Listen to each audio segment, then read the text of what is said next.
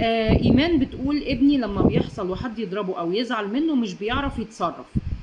لو انا موجوده بفض المشكله، لكن اوقات في التجمعات العائليه بكون في المطبخ مثلا وهم كلهم بره، فيجي يشتكي لمامة الولد انه ضربه.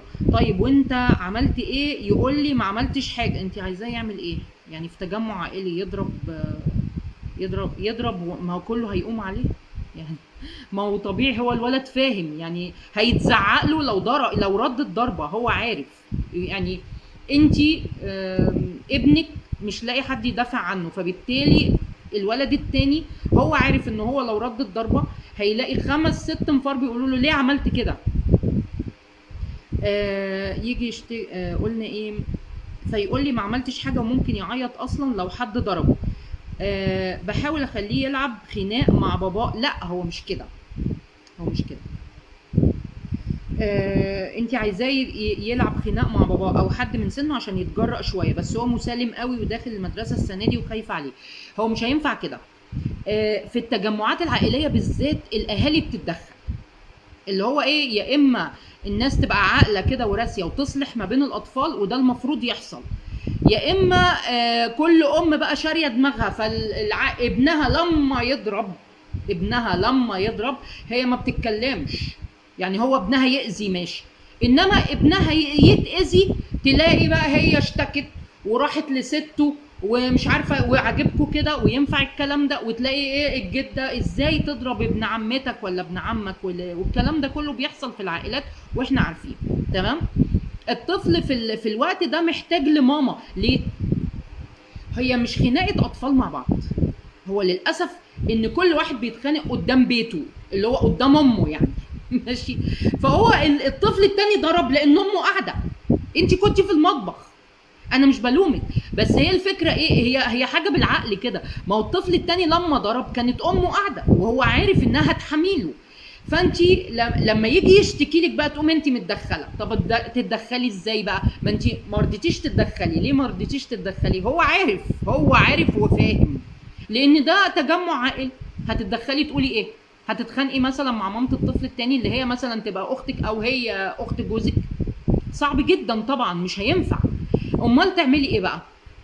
تقومي جايبه الولد التاني وتقولي له تعالى، انت ضربته ليه؟ بالحسنى كده وباللذاذه هو ده مش صاحبك؟ هو ده مش ابن عمتك او ابن عمك؟ طب ليه تعمل معاه كده؟ ها؟ طب اعتذر. ماشي، اعتذر له. مش هو صاحبك؟ الاصحاب يعتذروا لبعض. ونعلم في وسط العيله الاصول. المفروض ان الموضوع ده يقوم بيه مين؟ يقوم بيه الناس الكبيره اللي قاعده، الجده. طبعا ما بيقوموش بالكلام ده، مش هيصغروا للعيال. تمام. ام الولد التاني اشترت دماغها، هي مش في دماغها اصلا لا اصول ولا صالح مين ولا المهم ابني خد حقه وضرب وجري. تمام. طيب امال انا اعمل ايه؟ انا بقى ابتدي افهم ابني ان انا اتدخل. مجرد الكلام، مجرد تدخلك، مجرد ان انت اتحشرتي في الموضوع، اتحشرتي وصغرتي دماغك لدماغ العيال. ماشي. مجرد انه يشوفك انك بتدافع عنه، تقول لهم يا جماعه ما يصحش يعني، ما ينفعش الاصحاب يضربوا بعض. تمام. يعني انا ابني زعل، هيقولوا لك خليه يدافع عنه، مش عارف. ليه يدافع عنه؟ احنا قرايب، احنا اصحاب. الكلام ده ما يبقاش في التجمعات العائليه، معلش. ليه؟ بيعمل مشاكل. اللي هو ايه، ما ينفعش ابني وابن اختي يضربوا بعض. دي حاجه منتهيه. ما احنا عارفين ان الامهات بتتحر وبتزعل لاولادها. يعني انت زعلتي لابنك، مش كده؟ شلتي من امه. حصل ولا ما حصلش؟ حصل. بتشيلي من امه. طب هل ينفع ان انا في تجمع عائلي احنا قرايب واهل، احنا اهل وقرايب، هل ينفع اني انا اسيب الموضوع يعدي كده واشيل من اخت جوزي او اشيل من اختي عشان خاطر لعب العيال؟ لا، انا صفي الموضوع في ساعتها، اجيب حق ابني في ساعتها. ازاي؟ مش لازم اضرب الولد التاني. على فكره لو انا عملت الولد التاني على انه ابني، يعني دلوقتي انت عندك ابنين، تمام، واحد كبير واحد صغير، او 2 في سن بعض توأم، هتعملي معاهم ايه لما يضربوا بعض؟ هتعملي معاهم ايه؟ تخيلي كده ان الولد التاني ده ابنك، وابتدي صلحيهم على بعض كانهم ولادك الاثنين. الحل يبقى كده. ليه؟ عشان احنا عيله واحده. طيب انا مش طايقه ام الولد التاني، لا انت مالكيش دعوه بيها، انت ليكي دعوه بالولد. يعني بصي هاتي الولدين كده قدامك ماشي، وصالحيهم على بعض، عشان احنا في تجمع عائلي. ما تعمليش مشاكل، ما تعمليش مشاكل افضل يعني، لان جوزك اللي هيتعك فيها. ماشي؟ هتعملي ايه؟ هتصالحي الولدين على بعض. بتعلمي ابنك ايه هنا، وبتعلمي الولد التاني ايه؟ بصي يا ابني ده ظهرك، اللي هو ايه، انتوا قرايب. لما نكبر بقى ونبقى كبار كده هنحمي لبعض، اللي هو انا واخويا على ابن عمي، وانا وابن عمي على الغريب. المثل ده ما بيتطبقش ليه؟ لازم يتطبق، ولازم نرجع للاصول. اللي هو زمان ايه، الولاد زمان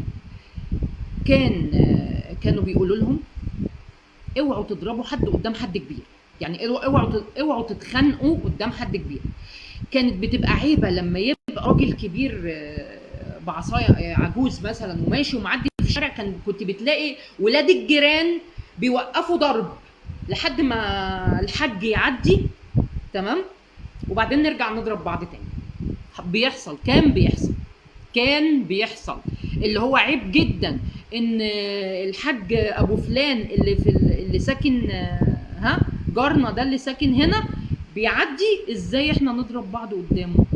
احنا كعيال كنا بنعلم ولادنا كده على فكره، تمام؟ ولا ما تضربوش بعض قدام حد كبير، ما تضربوش بعض قدام الجد والجده، عيب، تمام؟ يا ريت الاباء والامهات لو انت شايفه ان كل اللي حواليكي غلط، انت امشي على الاصول، هترتاحي وتريحي. لسبب بسيط جدا، هيخافوا منك، هيعملوا لك حساب.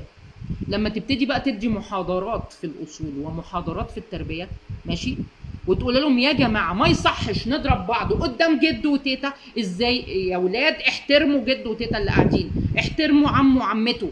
ما ينفعش اطفال صغيرين يضربوا بعض واحنا بنتفرج. احنا صغرنا نفسنا قصاد الحياد. يعني انا ازاي انا كواحده كبيره اهو، جده ولا تيتا ولا عمه ولا خاله، اشوف 2 عيال ماسكين في شعور بعض وانا ساكته كده عماله اتفرج، وشايفه ابني بقى ايه، ولا عماله اغمز له، خدوا هاتوا من شعره، لا هاتوا من قفاه، اللي هو اديله بالقفا. وبعلمه في البيت كده، اللي هو انا صغرت نفسي مع العيال. يا جماعه ارجعوا للاصول، ما كانتش اصول دي. كنا دايما الناس الكبيره كده كانت بتحترم نفسها، لا ولا انت بتتخانق ازاي قدام جد وتيتا، تمام؟ ما بتحترمش الكبار ازاي. دي من الاصول الاساسيه اللي كنا بنربي عليها العيال.